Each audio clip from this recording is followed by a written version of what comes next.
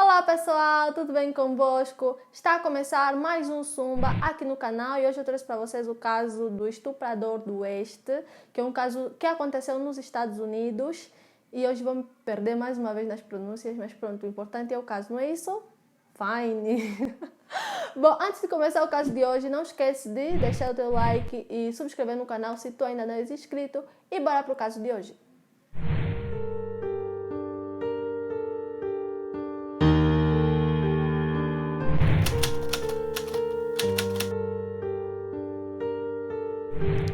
Joseph James DeAngelo nasceu no dia 8 de novembro de 1945 em Beth, Nova York, filho de Joseph James DeAngelo Sr., um sargento do Exército dos Estados Unidos, e Caitlin Louise DeGroat. Joseph era o irmão mais velho de duas meninas e um menino, e segundo um parente, quando Joseph ainda era muito jovem, ele testemunhou uma das suas irmãs a ser estuprada por dois homens em um armazém na Alemanha Ocidental, onde a família morava na época. E uma das irmãs também contou que, enquanto Joseph crescia, ele foi muitas vezes abusado pelo pai. Promotores ainda dizem que, enquanto adolescente, Joseph já cometia pequenos roubos, torturava e matava animais. Entre 1959 a 1960, Joseph estudou na Mills Junior High School, em Rancho Cordova, na Califórnia, e depois em Folsom High School, onde se formou em 1964. Na escola, ele jogou no time de beisebol. Após ter terminado a sua formação, Joseph se alistou na Marinha dos Estados Unidos em setembro de 1964 e serviu 22 meses durante a Guerra do Vietnã como controlador de danos. Em agosto de 1964, Joseph estudou na Sierra College, em Rocklin, na Califórnia, se formando em ciência policial. Em maio de 1970, Joseph noivou Bonnie Colwell, que foi colega dele em Sierra College, mas o relacionamento terminou depois dele ter apontado uma arma à cabeça dela para poder forçar o casamento. Em 1971, ele estudou na Universidade Estadual de Sacramento, se formando em Justiça Criminal. Ele continuou a prolongar os seus estudos e, eventualmente, entrou em um programa de estágio de 32 semanas no Departamento de Polícia de Roseville. Em maio de 1973, ele começou a trabalhar na unidade de roubo na polícia de Exeter. Em novembro do mesmo ano, ele se casou com Sharon Mary Haddle, que se tornaria uma advogada em 1982. O casal tinha 3 filhas, 2 nasceram em Sacramento na década de 70 e a caçula nasceu em Los Angeles na década de 80. Joseph começou supostamente as suas ações criminosas com roubos em domicílios nos anos 1973, na região da Visalia, e ninguém conhecia a sua identidade. Ele lá cometeu vários roubos e acabou por ser conhecido como o saqueador da Visalia, sem que ninguém conhecesse qual é a sua real identidade. Claude Snelling, um professor de jornalismo, foi a primeira vítima mortal de Joseph. Ele invadiu a casa do jornalista em 11 de setembro de 1975. A filha de Claude, Elizabeth, que tinha apenas 16 anos na época, acordou com um homem mascarado deitado em cima dela, que disse para ela não gritar. E ele levou ela para fora da casa, mas quando seu pai Claude percebeu, avançou contra Joseph, mas o Joseph acabou por atirar contra o jornalista 2 vezes. Com a mesma arma, bateu na cabeça de Elizabeth várias vezes e fugiu.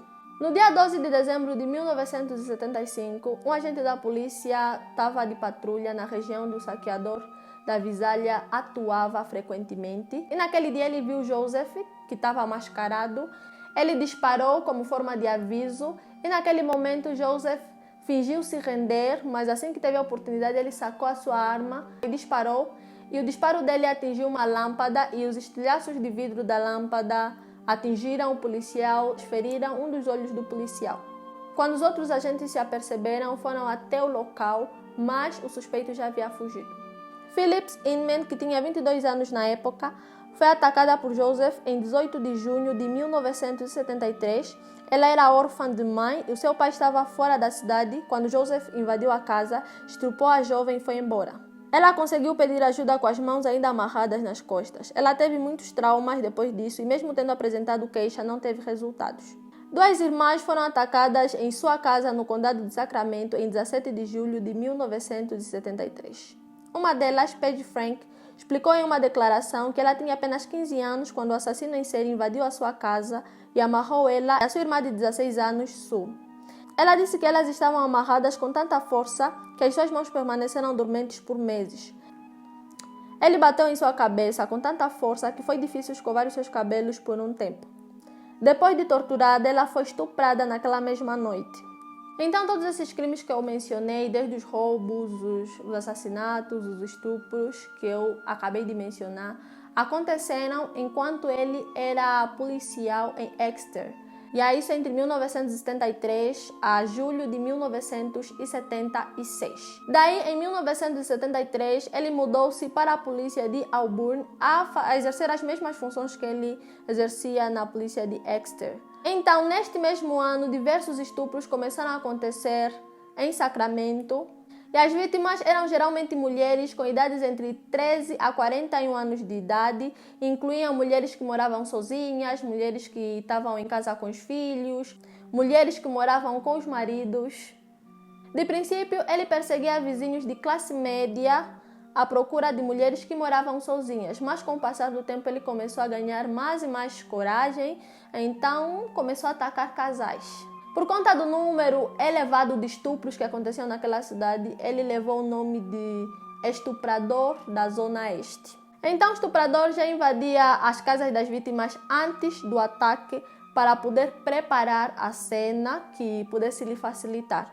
Por exemplo, se na casa tivesse uma arma, ele descarregava todas as munições da arma, ele destrancava as janelas para que lhe possibilitasse fugir caso algo desse errado.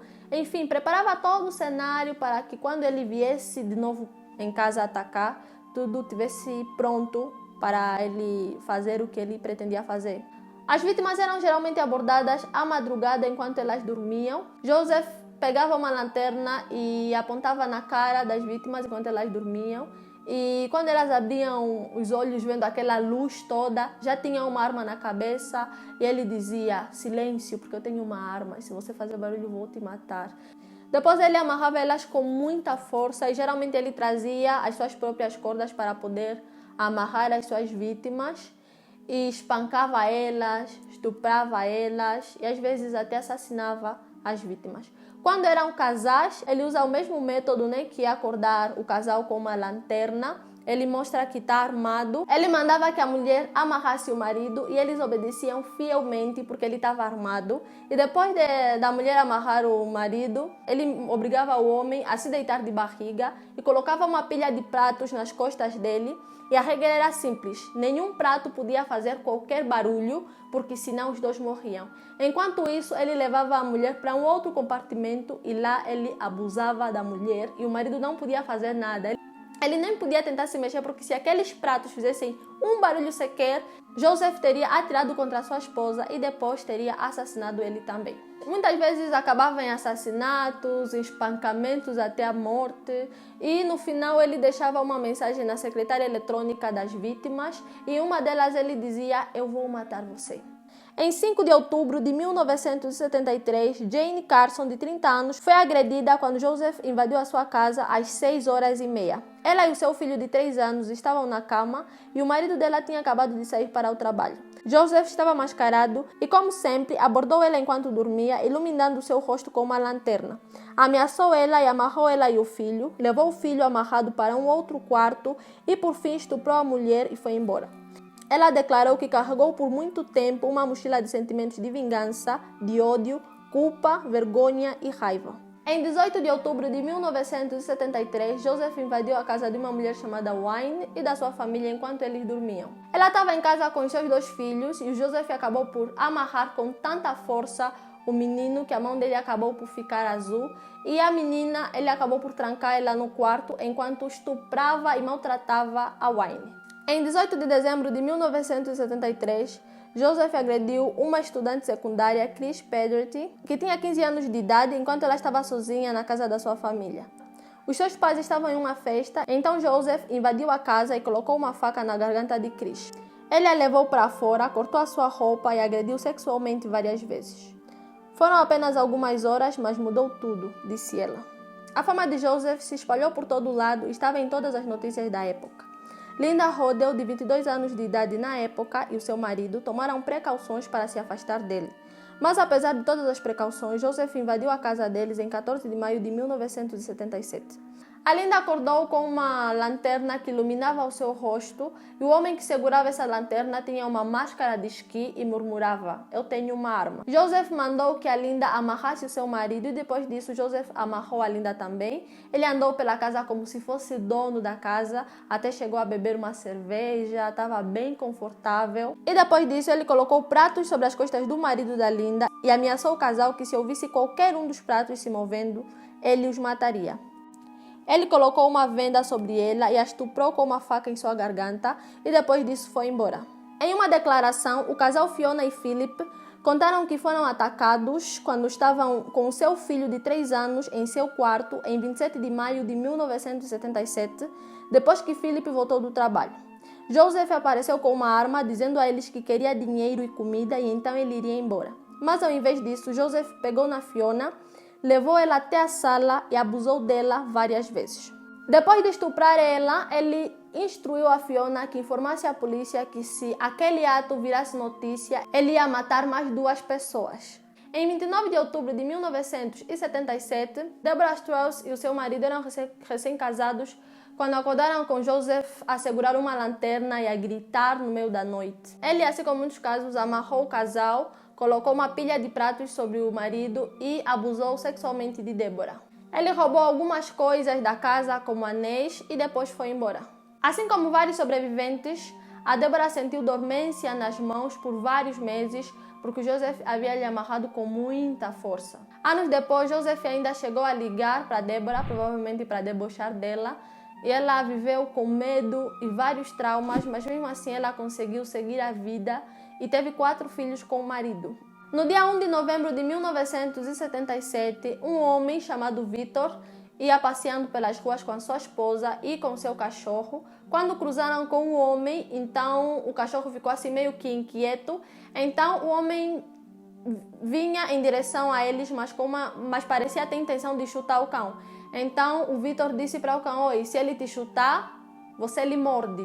O homem ficou muito chateado com essas palavras, mas parece que o Victor só estava a brincar. Então, como a esposa do Victor percebeu que não achou graça, então ela mandou que ele pedisse desculpa. Ele pediu desculpa, mas mesmo assim o homem parecia chateado, entrou no carro dele e foi-se. Mais tarde, naquele mesmo dia, Joseph atacou a casa daquele casal, ele amarrou eles e estuprou a Ortiz. O ataque durou meia hora e depois ele foi embora.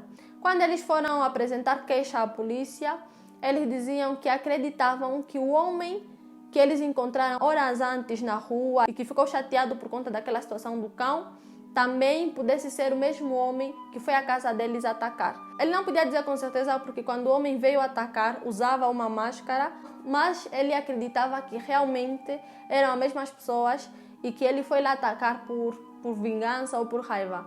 Mas depois dele ter dito isso à polícia, a polícia simplesmente riu da teoria dele, riu dele, não acreditou absolutamente em nada que ele disse. E Victor disse que aquele estupro traumatizou muito a esposa. Margot Wardle foi a vítima de estupro mais jovem. Ela tinha apenas 13 anos quando Joseph a atacou em sua casa em 10 de novembro de 1977.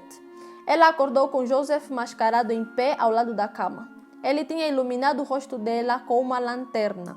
Inicialmente ela pensou que era algum tipo de brincadeira, até que Joseph disse: "Isso não é uma piada." Ele amarrou ela, depois foi para o quarto da mãe dela, amarrou a mãe dela também, colocou uma pilha de pratos sobre as costas da mãe e depois estuprou a Margot.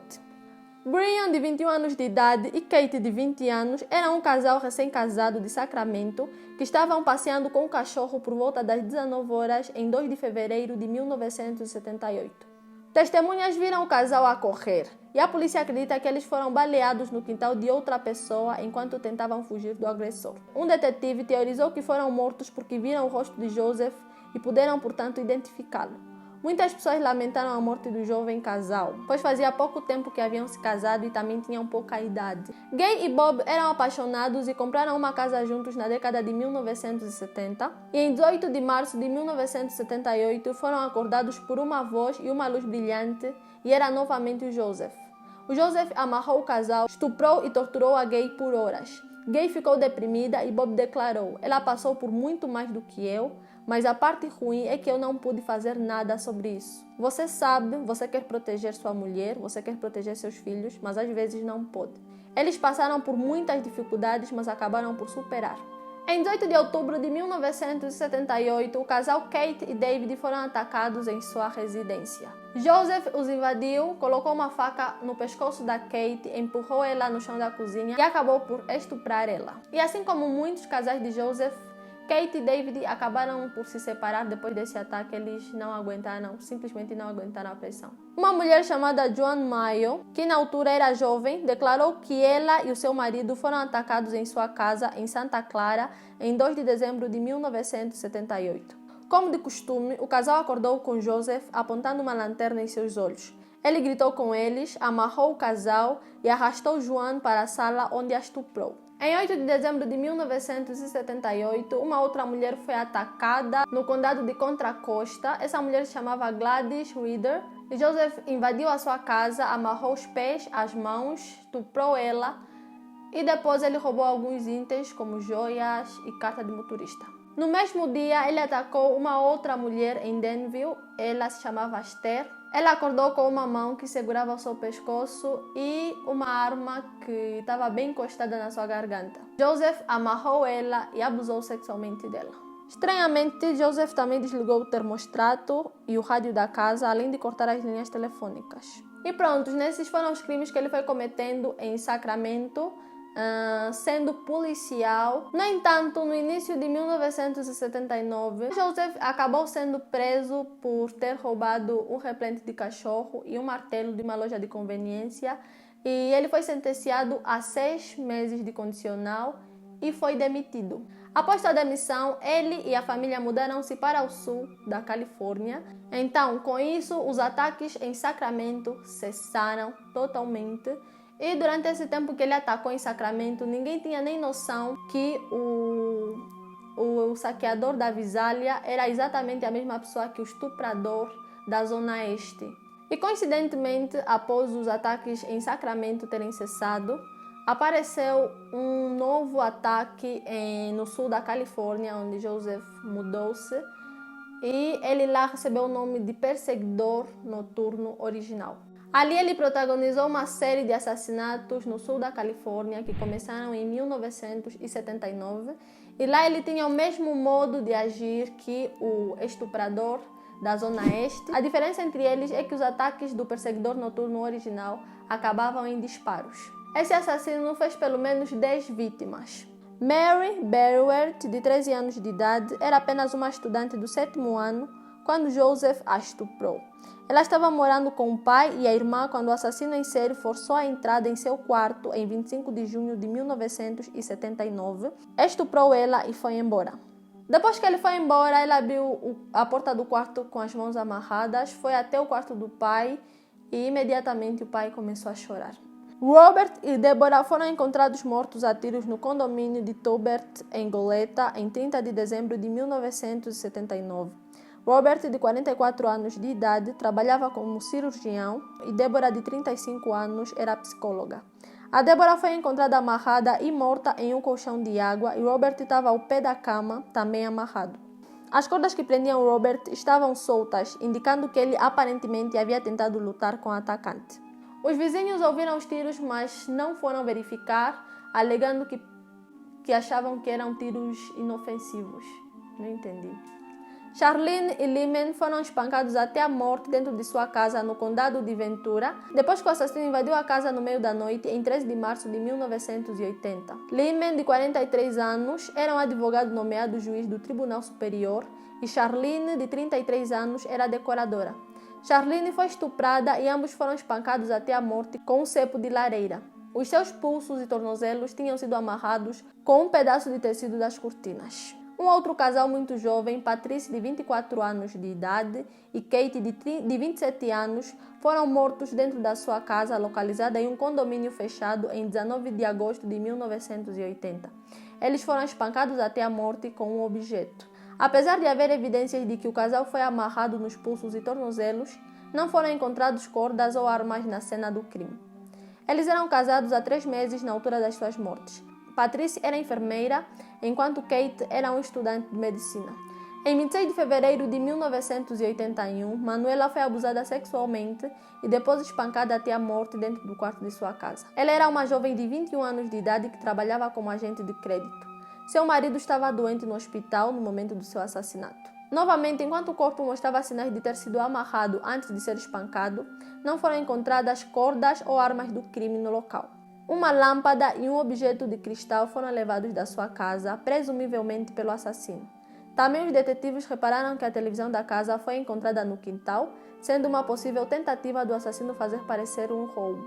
Sherry, de 35 anos, e Gregory, de 27 anos, foram assassinados em 27 de julho de 1981. Sherry era mãe de 2 filhos e, quando foram atacados, Sherry cuidava da casa da sua tia e o seu marido Gregory tinha ido visitar ela. Os dois trabalharam com computadores e se conheceram na mesma empresa de tecnologia de computação. Sherry foi espancada até a morte, enquanto Gregory foi baleado. Depois de um aparente desaparecimento de 5 anos, Joseph matou pela última vez em 1986. Ele atacou Janelle Cross, de apenas 18 anos. Ele estuprou e espancou a menina até a morte em sua casa em Irvine, em 4 de maio. Ela morava com o padrasto, a mãe e os irmãos, mas ela estava sozinha em casa durante o ataque, enquanto a sua família estava de férias fora do país, no México. E esse foi o último crime atribuído a Joseph. Depois disso, ele parou de cometer crimes, ou se cometeu, não se sabe. E depois disso, basicamente, ele encerrou a carreira de criminoso sem que ninguém um dia o apanhasse, porque ele era especialista em limpar pistas. Simplesmente que parou de matar e ninguém sabia quem era esse homem. Depois dos criminologistas terem encontrado algumas pistas e algumas provas nas cenas do crime do sul da Califórnia, eles decidiram montar um perfilamento para o perseguidor noturno original. Segundo esse perfilamento, ele seria um homem branco, que não tivesse esposa, ou que se tivesse uma esposa, um relacionamento muito longo, fosse com uma mulher muito submissa. Eles também concluíram que ele seria uma pessoa que visitava prostitutas, que era uma pessoa organizada, limpa, que tinha muito conhecimento sobre investigação criminal, afinal ele deixava sempre tudo limpo, organizado, não havia pistas nenhuma sobre ele. Eles presumiam também que ele odiava mulheres por motivos reais ou talvez imaginários e que ele não pararia de matar se não fosse pego.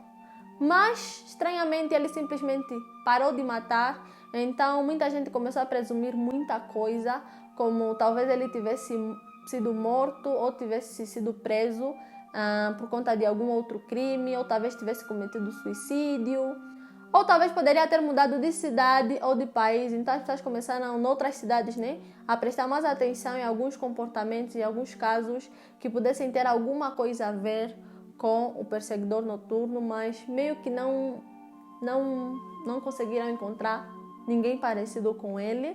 E o último contato foi em 1991, quando ele ligou em uma das suas vítimas para debochar dela. Então ele terminou a vida de crime em 1986 e em 1990 Joseph começou a trabalhar como mecânico de caminhões para a rede de supermercados Save Mart em Roseville. Ele acabou por se separar da esposa em 1991 por motivos desconhecidos. Em 1996 ele acabou por ter um pequeno incidente num posto de gasolina. Ele foi preso, mas não indiciado, então ficou solto por aí, viver a sua vida normalmente. Resumindo, ele cometeu 13 homicídios, 50 estupros e mais 120 roubos a residências em várias comunidades da Califórnia entre 1973 a 1986. Mas as pessoas achavam que eram pessoas diferentes que atuaram em cidades diferentes em anos diferentes. Não tinha nada que ligasse todos os crimes cometidos por Joseph, que tratava de limpar as cenas de crime e tomar todas as precauções possíveis. Somente em 2001 foi possível relacionar o DNA dos crimes do estuprador da Zona Este com o do perseguidor noturno original. Porém, todos os suspeitos do caso já estavam mortos ou teriam morrido antes que os últimos crimes tivessem acontecido. E nenhum rastro tinha sido deixado por Joseph para que as pessoas pudessem concluir que fosse ele. Então ele viveu todos os anos livre, à vontade, tranquilo. E em 2017 ele acabou por se aposentar do seu trabalho. Então estava a viver a sua velhice normal, Já fazia 40 anos, né? Mais de 40 anos desde que ele começou a cometer crimes e ninguém sabia quem era. Na mesma época, policiais liderados pelo detetive Paul Hayles e um advogado do FBI, Steve Kramer, colocaram a impressão do assassino na genômica pessoal do website GEDmatch. E o site identificou 10 a 20 pessoas que tinham familiaridade genética com o assassino. Então, a partir dali, uma equipa formada por 5 investigadores, junto com uma geneticista chamada Barbara Riventer, construíram a partir daquela lista uma grande árvore genealógica. Desta árvore, eles estabeleceram 2 suspeitos. O primeiro foi descartado por meio de um teste de DNA feito a um parente, deixando apenas Joseph como suspeito. Em 18 de abril de 2018, uma amostra de DNA foi recolhida secretamente da maçaneta da porta do carro de Joseph, e a outra amostra foi posteriormente coletada de um tecido que foi retirado da lata de lixo de Joseph. Após descobrirem que se tratava da mesma pessoa, foi atribuído a ele um outro nome, que é assassino do estado Dourado. Ambas as análises bateram com as amostras retiradas das cenas do crime, então tinham o rosto do assassino finalmente. Em 24 de abril de 2018, a polícia de Sacramento prendeu o Joseph. Joseph fez uma espécie de confissão quando foi preso. Na sala de interrogatório, ele falou de uma personalidade interna chamada Jerry, que o forçou a cometer a onda de crimes que terminou brutalmente em 1986. De acordo com o promotor Tim Hu, Joseph disse o seguinte para si mesmo enquanto estava sozinho em uma sala de interrogatório da polícia: "Eu não tive força para empurrá-lo para fora. Ele me fez. Ele foi comigo. Aparecia na minha cabeça, quer dizer, ele é parte de mim. Eu não queria fazer essas coisas. Eu empurrei Jerry para fora e tive uma vida feliz. Eu fiz todas essas coisas. Eu destruí todas as suas vidas. Portanto, agora tenho que pagar o preço." Joseph não podia mais ser condenado pelos crimes de estupro e roubo, já que esses já haviam prescrito, mas as 3 acusações de assassinato e as 13 de sequestro permaneceram. Em novembro de 2018, promotores de 6 condados diferentes afirmaram que o processo total poderia demorar até 10 anos e custaria 20 milhões ao contribuinte. Em 10 de abril de 2019, a promotoria anunciou que pediriam a pena de morte. Em 4 de março de 2020, os promotores ofereceram um acordo para Joseph, afirmando que retirariam o pedido de pena de morte se ele confessasse, o que não foi aceito inicialmente, mas em junho do mesmo ano, Joseph se declarou culpado de 13 acusações de assassinato em primeiro grau, além de 13 outros casos de sequestro. Em 21 de agosto de 2020, Joseph recebeu várias sentenças de prisão perpétua consecutivas sem possibilidade de liberdade condicional. Após ouvir as falas das vítimas antes da sentença, Joseph afirmou à corte: "Eu ouvi todas as suas declarações, cada uma delas, e eu realmente sinto muito por todos que eu magoei. Obrigado, meritíssimo." Em 3 de novembro, Joseph foi transferido para a prisão de North Corn, em Delano, Califórnia, e lá está até os dias de hoje preso a pagar por toda coisa cruel que ele fez.